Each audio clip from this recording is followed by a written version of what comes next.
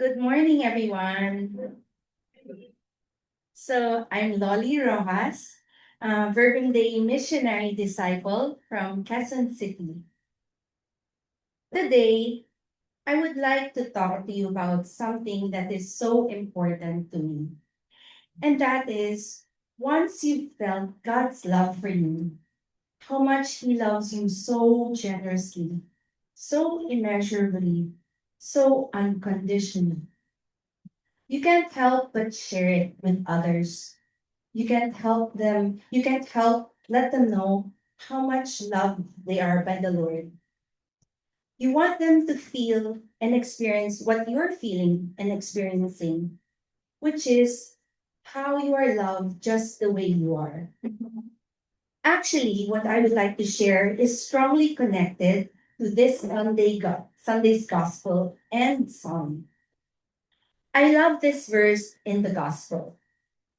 What profit would there be for one to gain the whole world and forfeit his life? Matthew 16:26. Many lead restless lives, chasing worldly things that don't satisfy. In this psalm, we will find the answer to the question in the gospel. My soul is thirsting for you, O Lord my God. And since God is love, you can replace the word God with my soul is thirsting for you, O love. Because love is what we should seek. Love is the only thing that satisfies. Okay, to love. People have written so many books about it, yet many still don't know much about it. I always thought that maybe because loving is a verb, it's usually defined by actions. They don't need to be grand actions. The most important ones are actually our everyday actions towards the people we meet along the way. As Saint Teresa of Calcutta said, not all of us can do great things, but we can do small things with great love. But loving is not only actions. The love that we have is a vital requirement for man. To love is who we are as Christians. It is the essence of our being. It is our identity. The gospel is a very good reminder of what I want to share today. It reminds us of the essentials of our faith. In my understanding, it talks about the decision to love. Sometimes, actually many times, we forget because the world is so full of, the search for fame, fortune, and power. And then aside from that, each of us carries within us we fight battles within us that others don't even know about. We carry within us heartaches that really pull us down. Sometimes when you wake up in the morning, biglang you're slammed with all these concerns and worries. You don't even know which one you're gonna attack first. Like, oh my gosh, these things are things that I should have done yesterday, right? So does this all sound so familiar? Di ba sometimes parang you just want to escape na lang from everything. It's just so much easier to hide in your safe space. But is this the life that we are born to lead? Weren't we born for a purpose?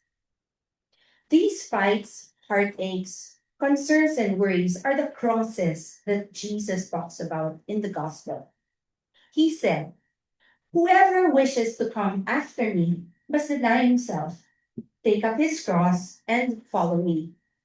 Thus, the importance of making a decision to love. You know, life is really so short. I literally can feel it because next year I'm turning 60.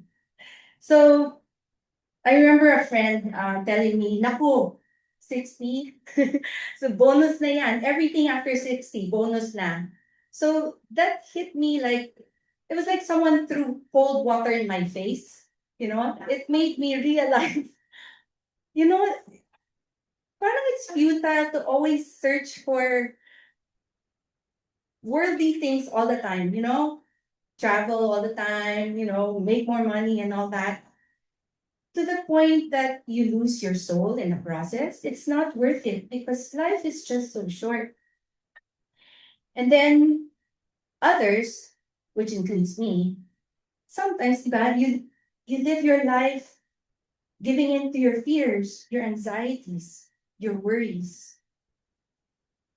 Each morning when you wake up, you're given a choice. Will I make more money? Will I just hang out with the girls and just, spend the whole day talking about whatever? Each day will be just like this. Is that what we're supposed to do in this life? Is it all about me? Always all about what makes me happy? But then, di ba, I don't know, but there was a time when it hit me. It took a while, but it caught up with me. I realized there was this emptiness inside me, this restlessness. There was this longing that there must be more to something. There must be more to life than this. So that is why it says in the song, "You are my God whom I seek. For you, my soul thirsts like the earth, parched, lifeless, and without water." Psalm 63, verse 1. In Corinthians 13, we find the reason why we were created. If I speak in tongues of men and of angels, but do not have love, I am only a resounding gong or a clanging cymbal. If I have the gift of prophecy and can fathom all mysteries and all knowledge, and if I have a faith that can move mountains, but do not have love, I am nothing. If I give all I possess to the poor and give over my body to hardship that I may boast, but do not have love, I gain nothing. In short, your life, my life, was meant for loving. But what does to love look like? So I'm going to tweak 1 Corinthians 13, 4-7 a little bit. Please read it with me. But instead of the word love, say your name. Okay? So for example, love is patient. Yvonne would say Yvonne is patient. Okay? Let's do this together. Ready? Go. Love is patient. Is kind. Love does not envy. Okay? Love does not boast. Good. Love is not proud. Belle does not dishonor others. She is not self-seeking. Light is not easily angered. Dolly keeps no record of wrongs. Jack does not delight in evil, but rejoices with the truth. Tita Jojo always protects, always trusts, always hopes, always perseveres. Saint Augustine of Hippo answered the question, what does love really look like? So let's do the same thing, okay?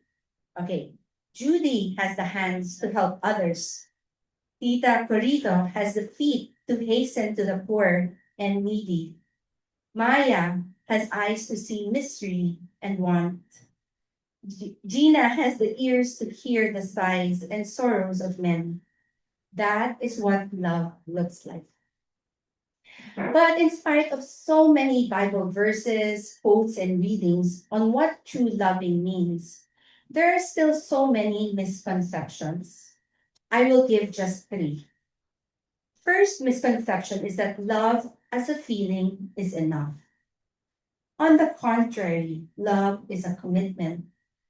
Like when something goes wrong in your marriage, you just don't throw the towel, diba? You don't throw in the towel and give up. You communicate, you forgive. This way, love really conquers all obstacles that you face together as husband and wife.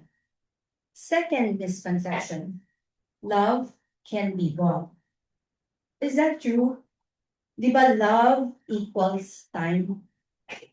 So when it comes to our children, for example, you cannot just shower them with material things, with clothes and toys and jewelry or whatnot, because love means you spend time with them. It's your way of making them feel special and precious to you.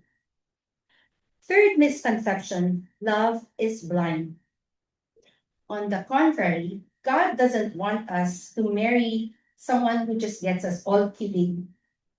Marry him because he's just guapo. He's Jack's nodding. Of course, God wants us to know the person very well first before we jump into a marriage, right? So love is not blind. The love that the gospel talks about is called agape. It is the highest form of love. It is a universal, sacrificial, and selfless choice of seeking the best for others. This kind of love is what this talk is all about. It is found in John 13, verse 34. A new command I give you, love one another as I have loved you, so you must love one another. It is in loving like Him that we reach our truest potential, that we live life abundantly, and that we find our true happiness. But how exactly does Jesus love? Jesus' love is agape. It is universal, sacrificial, and selfless. Pope John Paul II taught that this love heals the world, bridges human divides, and calls the best version of each one of us. Let's go over each one, okay? So, first, loving universally. This makes us reach out to every person. No one's left out. Like Jesus didn't love only or didn't die just for his apostles, Mama Mary, Mary Magdalene. No, he died for everyone, even the Gentiles, even the sinners. That is why in the gospel, Jesus was on his way to Jerusalem. And that is why he scolded Peter, who was stopping him from loving this kind of way. In the same manner, we are to love everyone, not just our family and friends, but also those who betray us, those who don't even acknowledge our existence.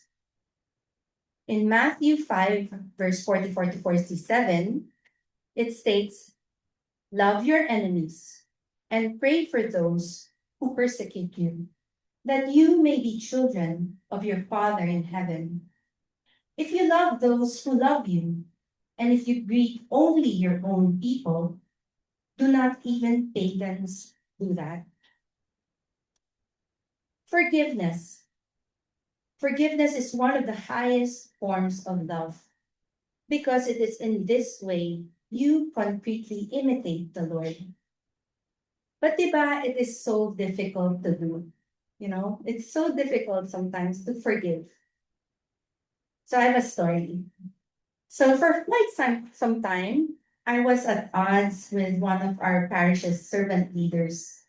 She made me paria in this group chat. And the people there were people I highly respected. So I was so embarrassed. I lost face talaga. We had a long, nasty exchange of messages. We even had a major confrontation. But instead of having that feeling of satisfaction of telling her off, I felt eaten up by darkness and I felt myself drifting away from the Lord. So, kaagad na, I went to confession and I prayed hard and I found forgiveness. But you know, there's this phrase, it says, you actually have to go to the person, you know, it's not sometimes enough to say sorry to the Lord. Go to the person, reach out to her. Of course, you know naman how the Lord works. He provided an opportunity right away for me to do that. It was at Mass. So that day, Jack was the lay minister, and as always, I sit behind him. He went ahead.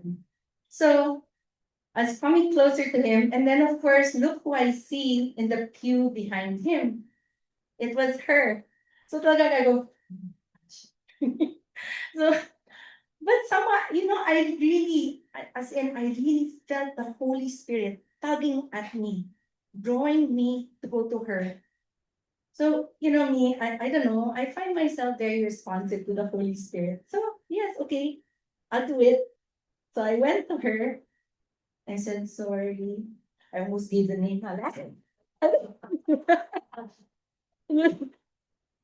then, we talked a bit, and then I hugged her. And then I said, I love you. And she said, I love you too. So now, when we see each other, we're good. It feels, the Lord is amazing. So we are to forgive deeply if we are to love like Jesus. We are to let go of past hurts. And we are to choose mercy over anger. Just as the Lord forgave all those who spat at him, humiliated him, crucified him, we are to do the same. Sometimes we feel, no, I don't want Ruth. She's written off my love. But that's not what Jesus wants. Like I said, he loves in a universal way, sacrificial and selfless. He wants you to forgive that person. The gospel calls upon us again. Whoever wishes to come after me must deny himself, take up his cross, and follow me. So let go of your pride because that makes the devil happy. Let go of your anger because the devil is winning your soul. Instead, surrender it all to the Lord. Remember, he taught us to be humble, so follow his way. And don't forget, forgive them, Father, for they do not know what they're doing. Ayan, I always use that on Jack. Naku, I love it when Jack's here when I'm talking. Okay. Okay. Okay. So the second way to love like Jesus is in a sacrificial way, which is to lay down your life for the good of everyone. If we are to follow Jesus' footsteps, we have to reach out to those who are sick, the elderly, the hungry, the thirsty. We have to reach out to all those marginalized in society. We see this in Matthew 25. Lord, when did we see you hungry? And when did we see you thirsty? Okay. When did we see you hungry and feed you? The king will reply, whatever you did for one of the least of my brothers and sisters, you did it to me. There are times I'm given a very special treat by the Lord. Like this one time when Jack and I were having coffee and we were in the Vermont pilgrimage in Spain. So we're having coffee in Plaza Mayor in Madrid. So saucy. But that place, and damn, so many people. But this one man, he was so meek and humble. He caught my attention.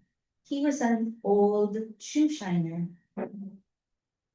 No one was minding him. So I don't know. He was walking away. Then I said, Jack, Jack, I have to give him. I have to give him. So I ran up to him and I made him about some money. He gave me the warmest smile and it stuck to my face and my heart. When I went back to Jack, I regretted. I told him, I should have given him more. But again, the Lord works in mysterious ways. 2 days later, we were making pasyal in a nearby place, and I bumped into him. I think it was where he lived because he just came out of it was like an apartment place, and he came out. So I ran up to him again. And he was so happy to see me. He remembered. Because, when you do things, the simplest things, people can see if it's from your heart and they remember it forever. So, back to this, he was an old man. I gave him something and we hugged. And it was a type of a hug that lasts forever, you know. He only spoke Italian, but he managed to say, I am happy. Oh my gosh, I cried talaga. I cried. And I don't know, until now, I still think that was Jesus in disguise, you know? So, as you can see, when we reach out to those in need, we are better able to see God in other people. Okay, now the third way to love like Jesus is to love in a selfless way, which is a total gift of yourself, expecting nothing in return. It forces or focuses fully on the needs of the other person. It is important to note here, though, that there is a very fine line between and loving because you're actually loving yourself. So it's important for you to purify your motivations. Why are you really doing what you're doing? Is it because of the other person for his benefit? Or is it because you want something in return, be it popularity or even for you to be happy inside, Many of us, like me before, I saw his smile, it made me so happy. That's still about me, it's different when you do something and it's all looking towards the person, right? So this brings me to a story about my family. You know how each family has a story to tell? Well, this is one of mine. My mom's super favorite is my youngest brother. So, for example, when we were given shares from the proceeds of the sale of our farm some years ago, she gave quadruple to my youngest brother compared to what was given to us siblings. We're four in the family. Of course, being human, nako, to say the very least, I was so bitter, you know? Especially when I thought I was the favorite. Hindi pala. Anyway, my mom is now 83.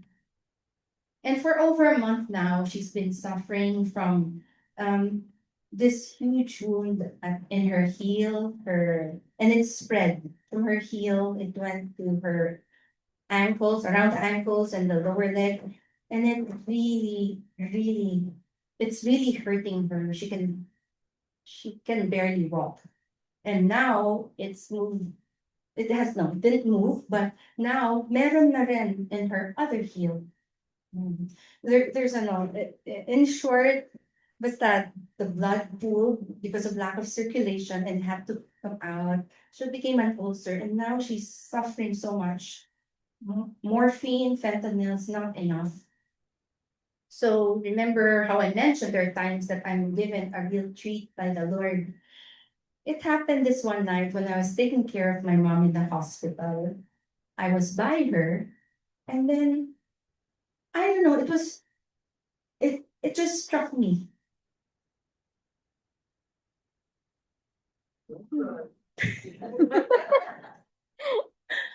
It just struck me how much I love my. Yeah. It was so pure, that feeling, and no strings attached. I just love my mom, you know. So I realized that it was this love that gave me that it drove me to go to her in the hospital this one night. It was past midnight. I could hear her on the phone. She was in so much pain. I asked Jack, let's go, let's go. I want to be there for her. So I was so tired already, but You know how it is, when you love someone so much, you have to be there for her. And so that was what I'm saying is a special treat for me because from the Lord, because it made me realize money, jewelry, yes, they're nice to have, but it doesn't compare to the love that you have deep inside for someone so special to you. And so to love selflessly like Jesus, you must always do things without an ulterior motive.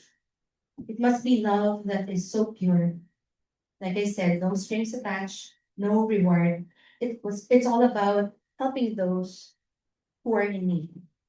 Now, speaking of need, what do the people of today truly need? Because you see many chasing their dreams of being the best, the richest, the most successful in their profession and role in society. St. John of the Cross speaks of another way. My soul is wholly employed, and all I have is at his service. I keep no other treasure, nor have I any other occupation. For now, my only practice is to love. So from St. John of the Cross, we learn that beyond the various professions and roles in society that we have this deepest vocation, each one of us, and that is to love. And not only that, each of us is given a mission to continue the mission of Jesus in this world. In Matthew 28, verse 18 to 20, we hear Jesus giving his final words just before he left the world, making these words very, very important. So it goes, Jesus came to the 11 disciples and said, go and make disciples of all nations, teaching them to obey everything I have commanded you. When Jesus sends us to go on a mission, it means that your faith isn't meant to be locked up inside a church building. It means that you go out to your homes, to your communities, business places, everywhere where life takes you. It also isn't for you to just go and tell the people to go to mass, go and tell the people to say the rosary. No, it isn't that way. What Jesus is really commanding you to do is to go out in your everyday life and teach whoever you meet along the way how to keep his commandment, which is to love. Because without this, all your religious practices, all those rites mean nothing. They won't have any meaning. They will just be empty rites. Now, when Jesus also asks you to make disciples, it means to teach others how to encounter him who is love himself. It means walking alongside people, mentoring them, and showing them how to build a very personal, intimate relationship with the Lord through prayer and through his living word, just like what we do here in School of the Word. Jesus also asks you to teach others how to live a life loving everyone, not just your certain few who are easy to love. He teaches also us to go beyond the borders, to give all who they are, all that they have for the good of others. It is in obeying his commandments that we are able to love Jesus back. And so now it is our turn. Jesus is no longer here with us physically. We are.